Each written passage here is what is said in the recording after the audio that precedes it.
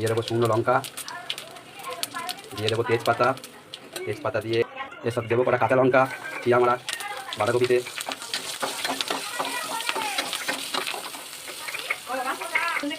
এবার দেবো আদা বাটা, আদা বাটাটা দিয়ে একটু নাড়াবো। এবার দেবো বাঁধাকপি, আর ভাজা হয়ে গেছে, এই দিয়ে দিলাম বাঁধাকপি। এই দেখো বাঁধাকপিটা ভাজা হচ্ছে। তো তোমরা সবই দেখে কী দিলাম, তেজপাতা জিরে ফোড়নের মতো দিলাম। এবার টমেটো কুচি দিয়ে দিচ্ছি। এবার দিলাম লবণ, প্রথমে একটু লবণ দেওয়া ছিল, তোমরা অল্প করে দেবে। এবার দেবো হলুদ পরিমাণ মতো, এই যে হলুদ দিয়ে দিলাম। এবার একটু ভালো করে নাড়াচাড়া করবো, দিয়ে ঢাকা দেবো। এই যে বাঁধাকপি পেঁয়াজ হয়ে যাচ্ছে, বাঁধাকপি জল ছেড়ে দিয়েছে। তো আমার বাঁধাকপি কমপ্লিট রান্না। এর উপরে দেবো দুটো ধনে পাতা, এই ধনে পাতা ছিঁড়ে দিলাম। বাঁধাকপিতে ধনে পাতা দিলে খুবই ভালো, তাই ধনে পাতা দিয়ে দিচ্ছি। এবার বাঁধাকপিতে নামাবার পালা। এবার বাঁধাকপিটা নামাবো, দেখে না খুব সুন্দর হয়েছে। এই যে বাঁধাকপি দেখলে কমপ্লিট। এবার প্রতি পাতা ধনে পাতা ছিঁড়ে দেবো।